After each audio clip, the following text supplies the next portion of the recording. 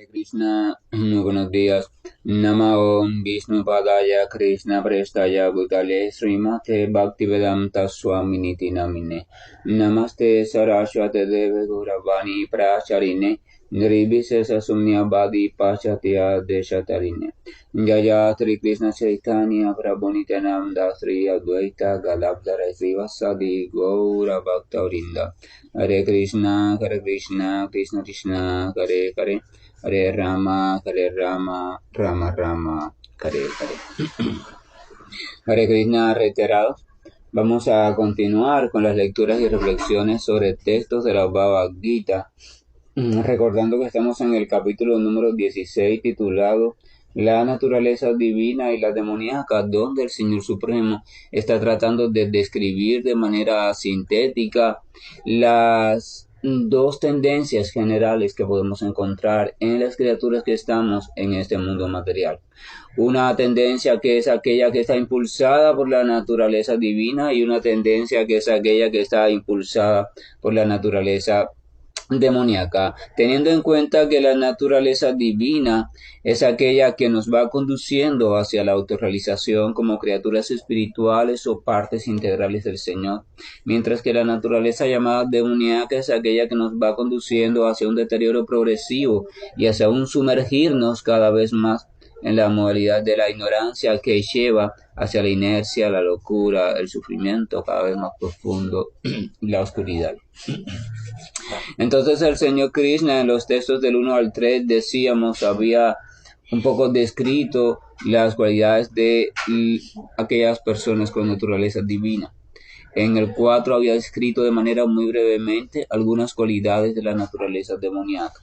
Entonces, después de decirle a Arjuna que él nació, o sea, Arjuna nació con naturaleza divina, le dijo que le iba a comenzar a describir ahora con más detalle las cualidades de la naturaleza demoníaca. Entonces, en nuestro último amanecer espiritual leímos unos 4 textos que hablaban sobre esas cualidades. Entonces el primer de esos textos decía: aquellos que son demoníacos no saben lo que se debe hacer y lo que no se debe hacer. En ellos no se encuentra limpieza, buen comportamiento ni veracidad. Y eso puede parecer intrascendente. Esa parte de no saben lo que se debe hacer y lo que no se debe hacer puede parecer intrascendente, pero quizás es el inicio o la base o la puerta de entrada tanto hacia la autorrealización como hacia el deterioro o la degradación progresiva. Vamos a recordar que el Señor Krishna Bhagavad Gita explica que al principio, él dice, al principio de la creación, el Señor de todas las criaturas creó innumerables sacrificios en honor a Vishnu y junto con las criaturas para que éstas los llevaran a cabo para obtener la liberación, así como la felicidad en este mundo, o sea, vivir de manera cómoda mientras se liberaban. Entonces esos sacrificios, vamos a ver que término sacrificio hemos visto que son actividades, o sea, que realmente cada actividad que usted realiza es un sacrificio, o sea, es una actividad dirigida hacia algo o hacia alguien o para buscar un fin determinado. Así que la palabra sacrificio en su término general significa también actividad. Pero en el propio Bhagavad Gita veíamos, después un poco más adelante, que básicamente hay dos tipos de actividades. Las actividades prescritas, o sea, las actividades que estaban registradas, que estaban orientadas por los sabios anteriores. Y las actividades llamadas actividades prohibidas o actividades que se iban de esa descripción, o sea, que eran ajenas, que eran opuestas a esa descripción. Veíamos que las actividades prescritas o deberes prescritos se les conocía como karma y las actividades que no estaban prescritas o que eran contrarias se le conocía como vikarma o actividades que tenían un resultado desfavorable.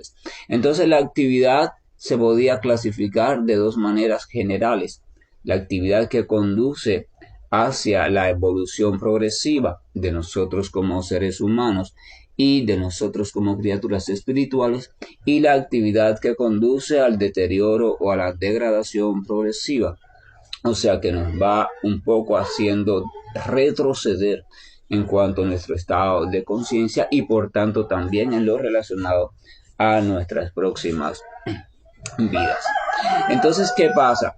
La literatura védica, decíamos, había sido hablada para que el ser humano en una civilización bastante avanzada llamada civilización aria, ese ser humano se guiara, o sea, guiara su vida, su comportamiento, su modo de pensar, de hacer, de relacionarse, de todo, su práctica diaria, todo, su vida completa, la fuera guiando de tal manera en la ejecución de una serie de actividades donde cada actividad contribuyera a su avance progresivo.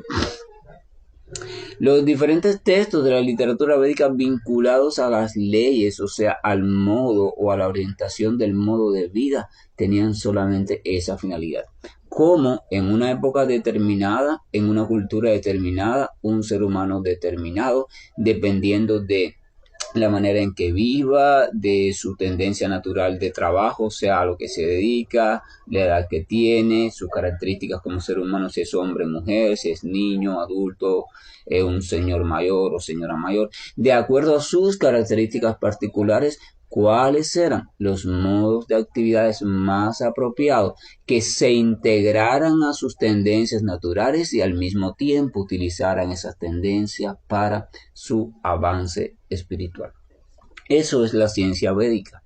La ciencia védica o la ciencia de la autorrealización consiste en un análisis profundo de mis particularidades en este momento, en esta vida como individuo, todas mis particularidades, tipo de cuerpo que tengo, su constitución, si es más saludable, si es menos saludable, hombre, mujer, niño, adulto, anciano, casado, soltero, divorciado, viudo, monje, todo, naturaleza, o sea, naturaleza de administrador, de comerciante o de maestro, o naturaleza, ¿cómo se le llama? De protector, o sea, todas mis cualidades y características particulares, no las de mi vecino, no las de las personas de mi pueblo, las mías como individualidad, como individualidad.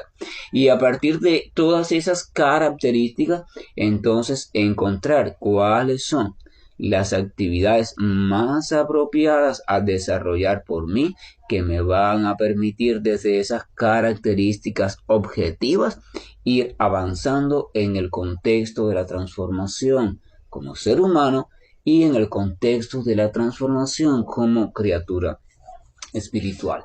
Entonces de eso va la cosa.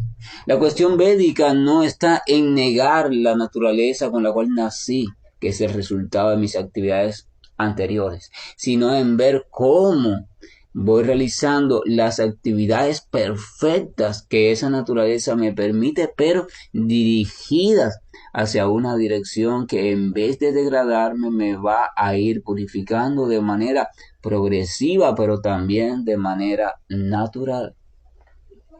Esa es la cuestión.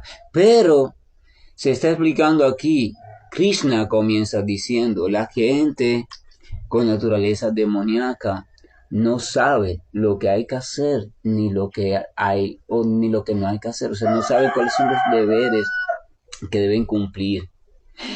Ojo, cuando leemos la gente de naturaleza demoníaca, he explicado, no evadan esa etiqueta. No comiencen a pensar, bueno, eso no está hablando de mí, eso está hablando del otro, de mi vecino, del de la esquina, del tal país, del de tal cultura, del que sigue tal religión. No comiencen a dejar que sus mentes les digan, no, la gente demoníaca son los otros. Porque esa posición mental es muy mala para avanzar espiritualmente. Mejor piense, bueno, se está refiriendo a mí. Porque yo también estoy muy hundido, estoy muy caído, tengo características muy torcidas, tengo que revisarlas, tengo que encontrarlas, así que debo de ver con detalle qué características está describiendo sobre esa gente demoníaca, porque esa gente demoníaca también estoy siendo yo o he sido yo y quizás por mucho tiempo siga siendo yo, porque tengo cualidades en mí Entonces debo trabajar serio en eso. Si uno piensa así, entonces uno se preocupa, se disciplina, se entrega, busca, aprende, escucha, ¿verdad? Uno se hace humilde, se hace sencillo, se hace buen peregrino del sendero de la autorrealización. Quise volver ese texto para hacer énfasis en eso, o sea, buscar el conocimiento, lo que se debe y lo que no se debe, cuáles son las actividades, que alguien me explique, me indique, me vaya orientando cuáles son las actividades más favorables desde mi situación real para yo ir avanzando espiritualmente sin negar mi naturaleza ni las condiciones en las cuales estoy sumergidas ahora mismo en este mundo material. Entonces después habíamos leído también el texto 7, el 8, el 9 y entonces hoy vamos a continuar donde nos quedamos. Vamos a leer el texto número 14, disculpen, 12. Dice lo siguiente. Ellos, o sea, se refiere a cuando estamos en esa naturaleza demoníaca. Ellos creen que satisfacer los sentidos es la necesidad fundamental de la civilización humana. Así pues, hasta el final de la vida, su ansiedad es inconmensurable. Atados por una red de cientos de miles de deseos y absortos en la lujuria y la ira, ellos consiguen dinero por medios ilícitos para complacer los sentidos. El texto comienza diciendo ellos, o sea, vamos a recordar que está hablando el Señor Krishna, por eso se refiere a ellos. Pero cuando lo estamos leyendo nosotros, tendríamos que pensar, bueno, el Señor Krishna se está refiriendo con ese ellos también a nosotros. O sea, nosotros estamos dentro de ellos. Ellos creen, o sea, la gente con naturaleza demoníaca, cuando estamos enredados en esas cualidades, creemos que satisfacer los sentidos, o sea, darle satisfacción a nuestros sentidos materiales, al sentido del gusto, del tacto, de la audición, de la visión, ¿verdad? Y darle satisfacción material solamente y degustarnos allí, revolcarnos una y otra vez en esa satisfacción, en ese deleite con determinados objetos de los sentidos. La entidad viviente cree que eso, hacer eso, es la necesidad fundamental de la civilización humana. O sea, la persona con esa tendencia pensamos, no, el ser humano está diseñado para tratar de gozar lo más posible del mundo material, gozar lo más posible de todos los estímulos ricos, sabrosos y buenos que este mundo material nos está ofreciendo, los estímulos que también la sociedad humana ha ido creando de manera artificial para darnos esa sensación de gozo y disfrute. Y entonces ese es el objetivo de la vida humana. Y por tanto, de hecho, muchas veces se escucha la siguiente frase, mucha gente recomienda, mira, disfruta cada vez que puedas, disfruta lo más que puedas, trata de disfrutar al máximo porque la vida es una sola y eso es lo único que te vas a llevar. O sea, ese disfrute, ese gozo, esa entrega total a ese apego es lo único que te vas a llevar. Claro, también muchas veces algunas personas con el tiempo un poco más maduras ya miran su vida en retrospectivas y ya no pueden disfrutar tanto, quizás porque están enfermos, porque están muy limitados o porque están en una situación precaria desde el punto de vista material. Y entonces a veces lamentan y dicen, wow, cuánto tiempo yo entregándome a esto, aquello y aquello, y realmente ahora me doy cuenta que todo eso me enredó, todo eso me mantuvo en una ilusión, me trajo sufrimientos presentes.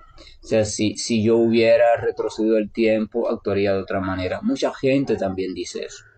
Entonces, guiados por esas referencias de la experiencia, podemos concluir entonces que no es muy sabio ese consejo, esa recomendación de entrégate a disfrutar lo más que puedas.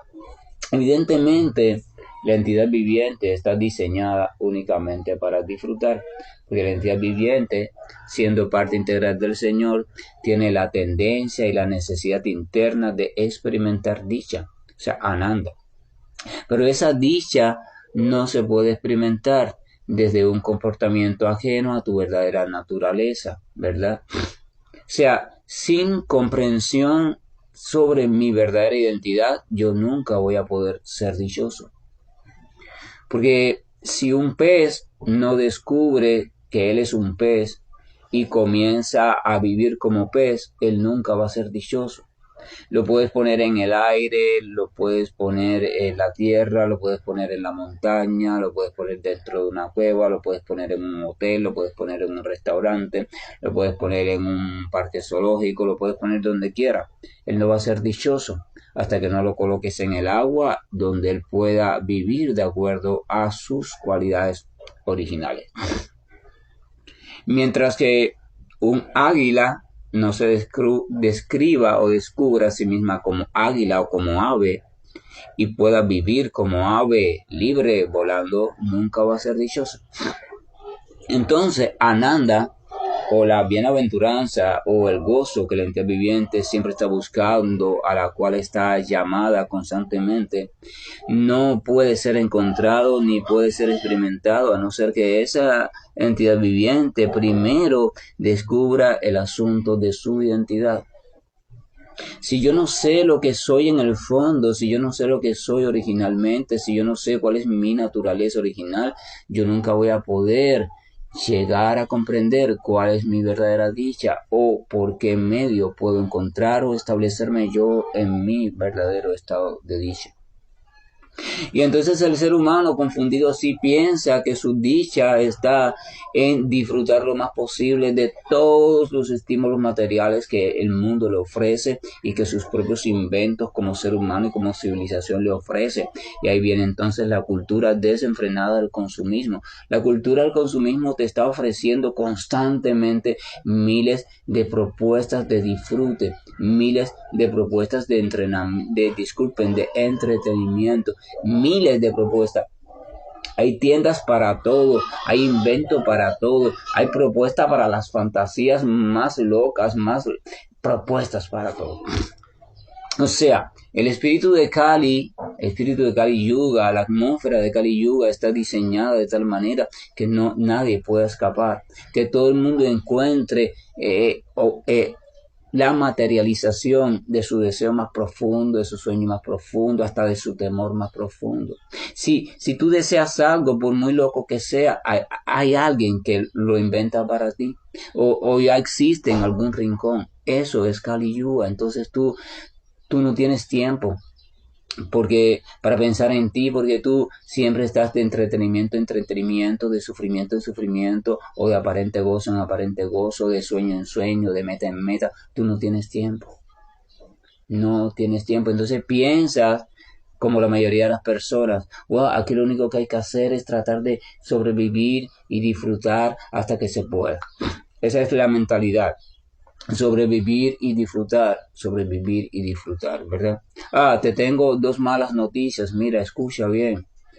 La literatura sagrada, la literatura de la ciencia, de la espiritualidad o la ciencia de la autorrealización explica que como ser humano no vas a poder hacer esas dos cosas a plenitud nunca.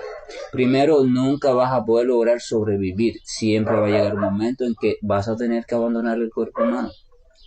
El ser humano se está matando constantemente, fajando constantemente por sobrevivir un día más, sobrevivir un día más. ¿Sabes qué? Un día de esto no vas a poder sobrevivir un día más por más que lo intentes, por más que lo busques, por más que lo desees. Y segundo, sobrevivir un día más, sobrevivir y disfrutar a lo máximo. ¿Sabes? Tampoco vas a poder disfrutar nunca lo máximo, porque tu disfrute como ser humano está determinado, está restringido por tu cuerpo material, por las condiciones en las que se encuentre, por el medio en el que te encuentres, por el clima, por la atmósfera, por los otros seres vivientes que van desde los más grandes hasta los más pequeños como bacterias, parásitos, etcétera, etcétera. O sea, no hay modo de tú como ser humano desde el cuerpo material puedas garantizar tu disfrute pleno. Porque tu disfrute, tú lo experimentas a través de ese cuerpo material y en un medio determinado y en medio de relaciones determinadas. Quiere decir que tu disfrute depende de muchos factores, así que no hay modo de que tú puedas garantizar tu disfrute pleno, o sea, un disfrute realmente pleno. Entonces, las famosas metas del ser humano, de la civilización en su sentido general y de la cultura general, es sobrevivir y disfrutar a lo máximo mientras pueda. Realmente no vas a poder hacer ninguna de las dos cosas a plenitud, por lo que ya te acabo de explicar, que no lo explico yo. Es el resultado. Cuando tú estudias con detenimiento, incluso si observas con cuidado la vida, sin estudiar literatura ninguna, si observas de manera cuidadosa, equilibrada, armónica, tranquila, la vida con detenimiento, con la mente abierta, y despiertas tu inteligencia, podrás darte cuenta de eso con mucha facilidad, muy fácilmente. Entonces el texto dice, ellos creen, y recuerden que ese es ellos, somos nosotros, los que estamos todavía metidos en esa ignorancia. Ellos creen que satisfacer los sentidos es la necesidad fundamental de la civilización. Así pues, hasta el final de la vida su ansiedad es inconmensurable. Si observamos nuestra vida y la vida en general de los seres humanos de esta época, vamos a ver que hay un síntoma, hay una cualidad que está presente en casi todo el mundo. ¿Cuál es? La ansiedad. La mayoría de la población, y mientras más citadinas, más se cumple esto, está atrapada en la ansiedad. Hay miles de motivos, miles de justificaciones que los seres humanos alegamos para defender la idea de que es necesario estar ansioso porque ¿qué vamos a hacer? No hay otra solución, no hay otra forma. O sea, la dinámica de nuestra vida es una dinámica conducida por la ansiedad. Entonces, acá el texto está diciendo que como creemos que la meta de la vida humana es la satisfacción de los sentidos, o sea, obtener diferentes cosas para los sentidos, evidentemente, cuando usted cree que esa es la meta, usted se dedica a eso, pero los sentidos son siempre insatisfechos, siempre hay algo que satisfacer, siempre hay algún problema que solucionar, siempre hay algún sufrimiento del cual escapar, siempre hay alguna meta por la cual luchar, siempre hay un imprevisto. O sea, cuando tú conviertes eso en el centro de tu existencia, siempre vas a estar a expensas de la ansiedad, siempre vas a ser esclavo y esclava de la ansiedad, siempre vas a ser víctima de la ansiedad, siempre vas a ser literalmente la ansiedad personificada. La ansiedad no es una causa, la ansiedad es un resultado. La ansiedad es el resultado de mi concepción de vida, de cómo yo veo el mundo, de cómo me veo a mí mismo, de cómo veo el futuro, de cómo veo el objetivo supremo de la vida, cuál es para mí, de mis asociaciones, mis compañías, etcétera, etcétera, etcétera. La ansiedad es un resultado, pero sobre todo la semilla de todo eso está en mi identidad. ¿Qué es lo que yo creo que soy? ¿Y cuál es el que yo creo que es mi objetivo central de vida? De ahí sale todo lo demás, todas las demás ramificaciones, ¿verdad? Parte de una semilla. Este mundo material y la existencia material parte de una semilla. Y esa semilla está allí, mi identidad. ¿Qué yo creo en lo fundamental que soy? Porque es esa identidad la que va a guiarme en todas las demás cosas.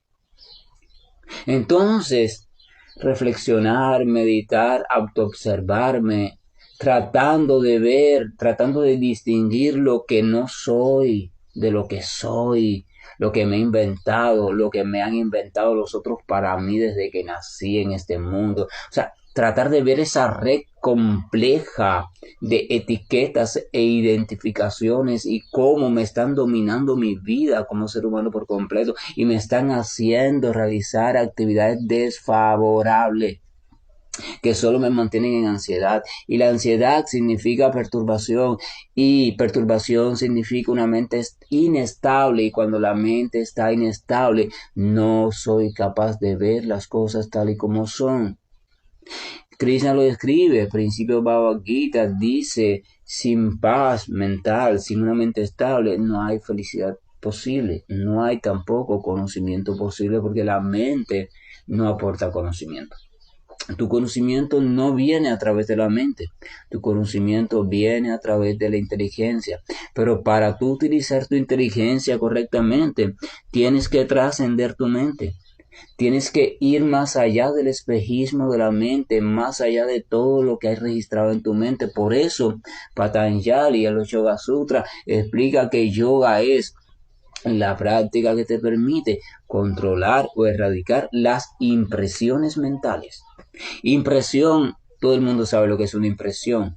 Dejar una huella en un lugar, eso es una impresión. En el fango, en una hoja de papel, en una pared, usted hace una impresión o dejar una huella en la mente de alguien.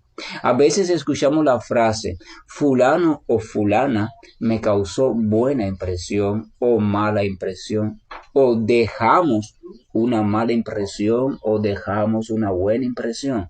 La impresión es la huella que se queda después de que el hecho aconteció. Por tanto, impresión y memoria están relacionados. Entonces, nuestra mente está llena de impresión. ¿Qué es la mente? Ustedes se han puesto a pensar realmente. La mente, no la capacidad mental, sino lo que llamamos como cuerpo mental. El cuerpo mental es una construcción hecha de impresiones. Nuestra sustancia mental no es más que un gran edificio o un laberinto cuyos ladrillos, cuyas piedras constructivas son incontables impresiones que han quedado a lo largo de nuestra existencia, desde vidas anteriores. Unas impresiones que ya ni recordamos, otras que no sabemos dónde están guardadas y otras que son muy fresquitas, que están allí en nuestra memoria muy clara, en nuestra conciencia. Entonces, eso que llamamos mundo mental, cuerpo mental, son innumerables impresiones que se han combinado entre sí y han causado relaciones muy complejas que funcionan bajo un algoritmo también muy complicado. Entonces, a no ser que yo poco a poco me percate de eso y me vaya liberando del dominio que esas impresiones estén causando en mí, yo no puedo acceder a la inteligencia, y si no accedo a la inteligencia, no puedo ver las cosas tal y como son, ni puedo ver quién soy yo en verdad. No hay posibilidad de descubrir mi identidad. Y si yo no redescubro mi identidad, no voy a poder comprender quién es Dios. Y si yo no comprendo eso, o si yo no me doy cuenta de su presencia real a través de la inteligencia, no voy a poder ni amarlo ni entregarme a él. Fíjense, es todo un proceso. Por eso Patanjali Yoga Sutra describe un método, uno de los tantos que hay, de cómo ir calmando las impresiones de la mente. Esto quiere decir irme liberando de las impresiones que me tienen dominado, o sea, todo lo que me tiene condicionado. Liberarse de eso, ya cuando uno lo logra, es lo que se llama samadhi. Pero esa es la primera etapa del samadhi. La etapa perfecta del samadhi no es solo liberarte de todas las impresiones que te tienen atrapado o atrapada, sino llegar a un estado donde dejes de producir impresiones, donde tu mente deje de producir impresiones, deje de quedar con impresiones que te condicionen. Porque si tú te liberas ahora de las impresiones, te vas liberando de cosas que te atan, pero al mismo tiempo vas creando nuevas cosas nuevas que te atan. No estás haciendo nada. Es como ir sacando agua de un balde, la echas fuera y coges agua con esa misma vasija de otro contenedor de agua y lo echas de nuevo para el balde. Nunca vas a vaciar el balde, nunca vas a cumplir con tu objetivo. Entonces, pero el punto es ese. El punto es ese, o sea, sin trascender, sin comprender las numerosas trampas de la mente, el mundo de las impresiones, cómo te está arrastrando de manera automática, no puedes acceder a la inteligencia, por tanto no puedes acceder a tu identidad y por tanto no puedes acceder a la comprensión del Señor Supremo y siempre vas a estar atrapado en el laberinto de las impresiones mentales. Es un mundo muy complejo, de hecho, no tiene salida. Te pierdes y cada vez te pierdes más y más y más y más porque para eso está diseñado. Para eso está diseñado, para eso es Kali Yuga, para eso es Kali, para eso es esta era, para que tú te pierdas cada vez más y más y más. Entonces, cuando uno comprende eso, uno dice, ¿de qué manera podré salir yo de este laberinto? ¿De qué manera podré lidiar con este mundo de las impresiones? ¿De qué manera? Evidentemente uno no puede hacerlo casi nunca por sí mismo. Por eso Bhagavad Gita y cualquier escritura seria y responsable indica, busca ayuda. Pero para que busques ayuda, primero te tienes que dar cuenta que estás metido. Todos estamos metidos en un gran problema.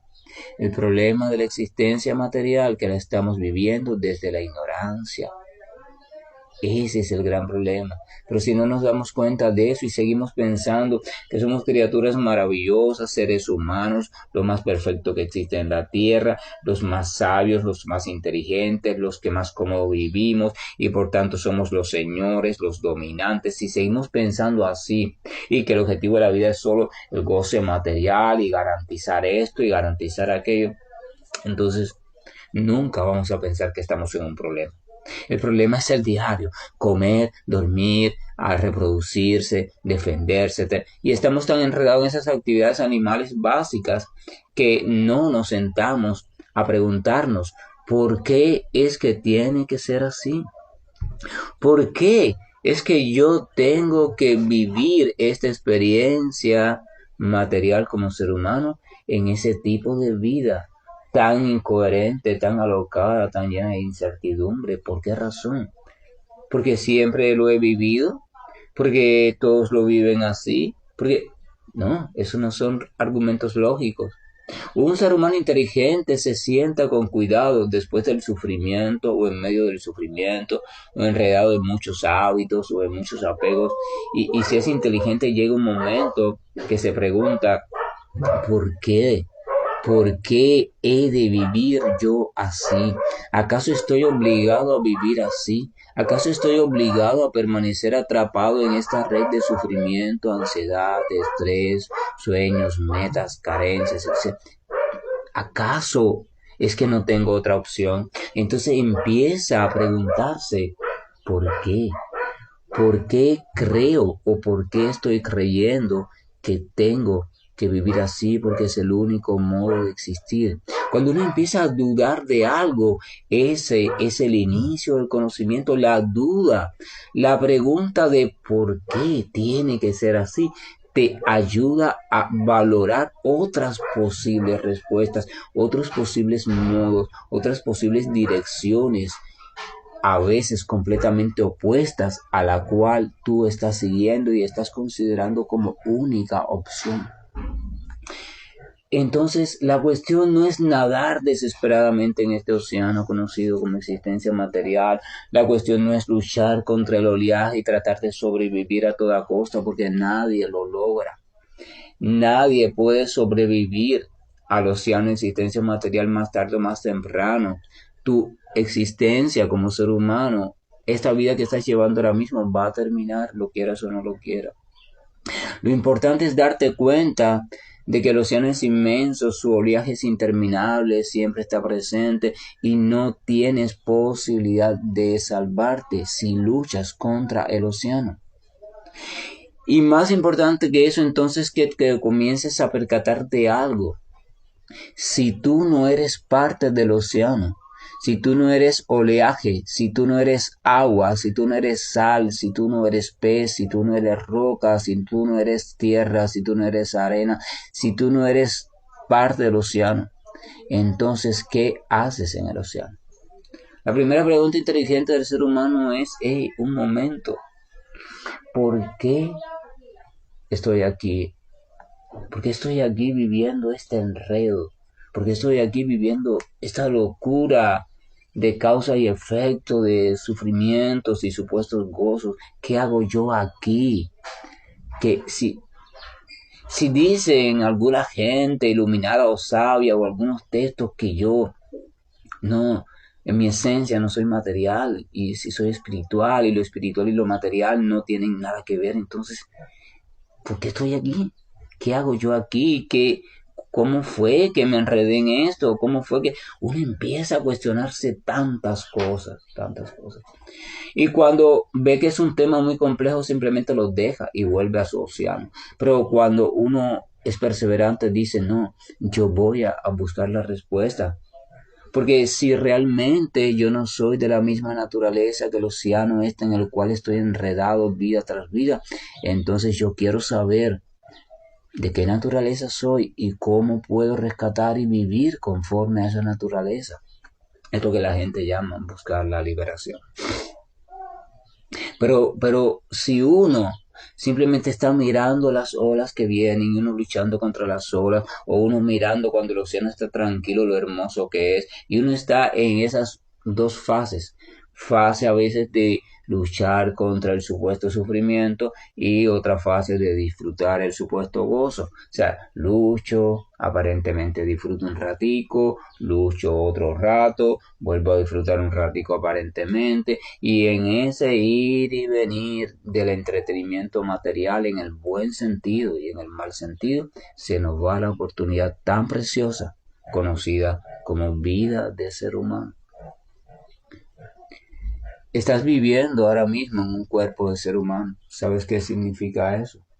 Que eres la única criatura sobre todo el planeta Tierra que tiene todos los dispositivos, elementos, piezas, maquinarias, conexiones, etcétera, etcétera, etcétera, etcétera, materiales reunidas en un cuerpo que está listo para cultivar el conocimiento y comprender quién es.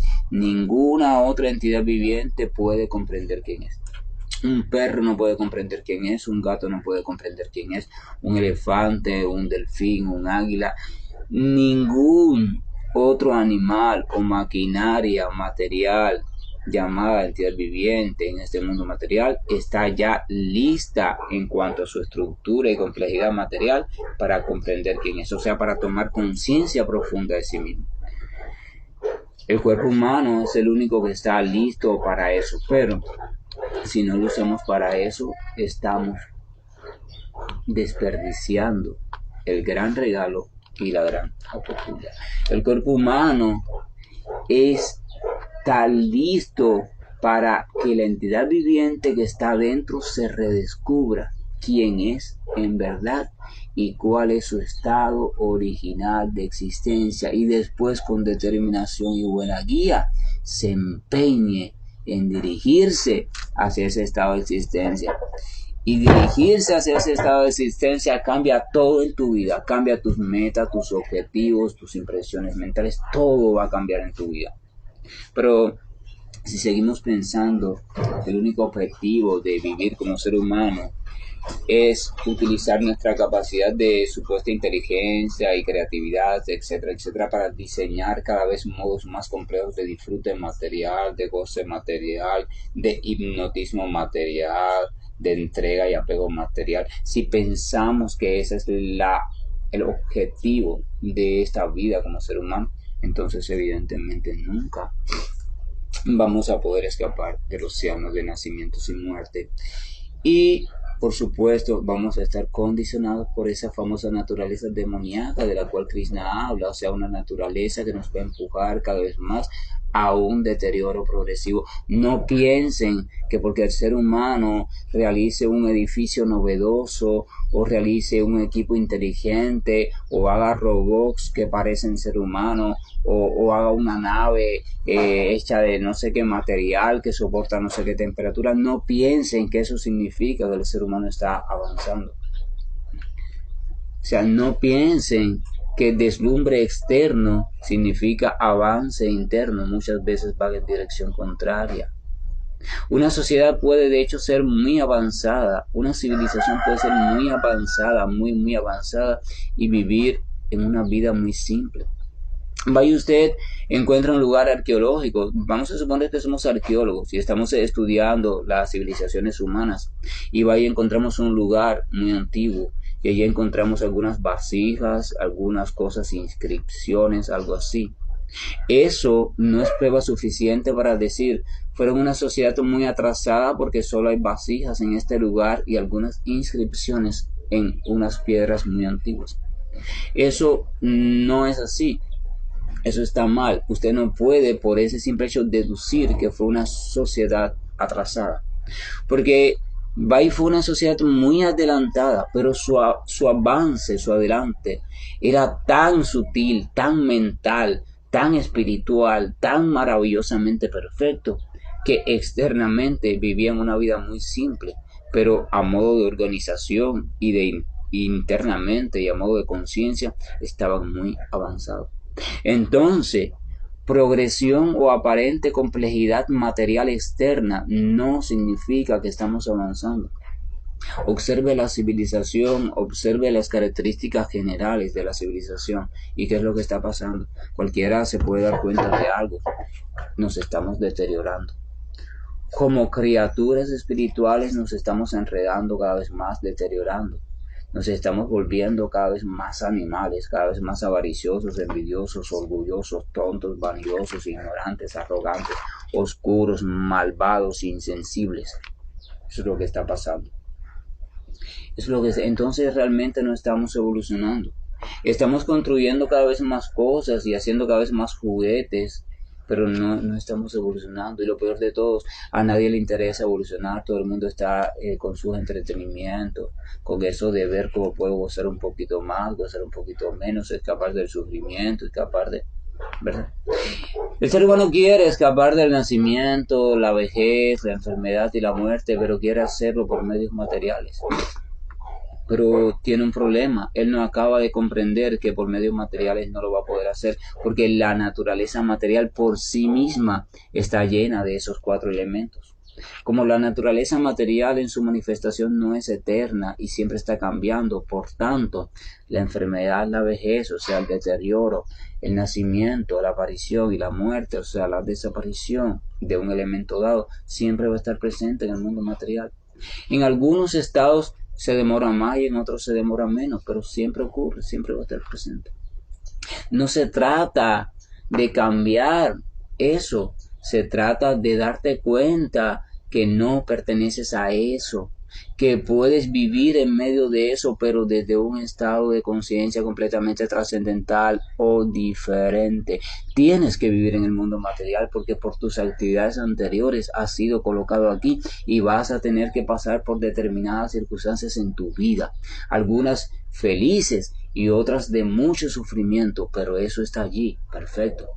No se trata de ver cómo resuelvo eso, se trata de ver cómo afronto eso, cómo voy asumiendo eso, pero a la misma vez lo voy haciendo cada vez de un estado de conciencia superior, un estado de conciencia que me vaya guiando en actividades que progresivamente me vayan liberando cada vez más de la atadura del enredo, de la ignorancia.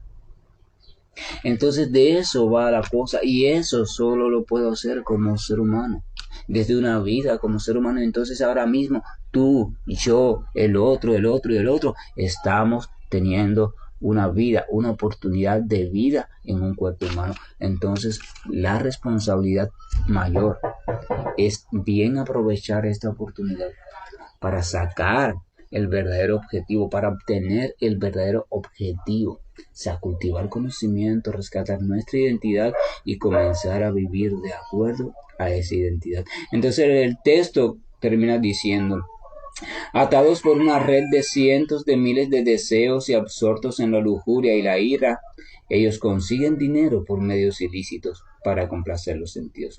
Evidentemente, si usted considera que el objetivo de la vida humana es satisfacer constantemente los deseos de los sentidos materiales, entonces usted se va a dedicar a eso y a eso y a eso por diferentes modos. Pero mientras más usted lo haga, más usted va a querer hacerlo, a querer hacerlo. Eso le genera ansiedad. Pero cada vez que usted lo haga, usted va a quedar cada vez más atrapado en lo que dice aquí, una red de miles y cientos de deseos. Una red. Y absortos, completamente entregados, entretenidos en la lujuria, o sea, en la locura desenfrenada de volver a repetir más de lo mismo y más del mismo estímulo y más de la misma satisfacción y más, y por supuesto la lujuria trae ira, porque cuando yo no puedo satisfacer eso que estoy loco por satisfacer, viene generalmente la ira. Y entonces la lujuria, la ira, la entrega, el apego, el pensar que ese es el objetivo de la vida humana, solamente consigue algo: hundirme cada vez más en una vida de ignorancia, o sea, fortalecer la naturaleza demoníaca que de seguro está presente en todos nosotros, porque si no, no estuviéramos metidos en este mundo y en este enredo complejo material. Pero la buena noticia es que también está presente la naturaleza divina, así que tú tienes la libertad de cultivar y estimular aquella que tú elijas. Que la gracia y el amor de nuestro Señor nos acompañe, porque necesitamos su luz para poder discernir, necesitamos su claridad para poder comprender de qué va todo este enredo y sobre todo para poder comprender que la dirección más favorable para nosotros es aquella que nos va conduciendo hacia la autorrealización. Hare Krishna, buen día, y estoy finalizando la llamada. Hare Krishna, Krishna Krishna, Hare Hare, Hare Rama, Rama Rama, Hare Hare. Hare Krishna, Krishna Krishna, Hare Hare, Hare Rama, Rama Rama, Hare Hare. Hare Krishna, Krishna Krishna, Hare Hare, Hare Rama, Rama Rama, Hare Hare. Hare Krishna, Krishna Krishna, Hare Hare, Hare Rama, Rama Rama, Hare Hare. Hare Krishna, Krishna Krishna, Hare Hare, Hare Rama, Rama Rama, Hare Hare. Hare Krishna,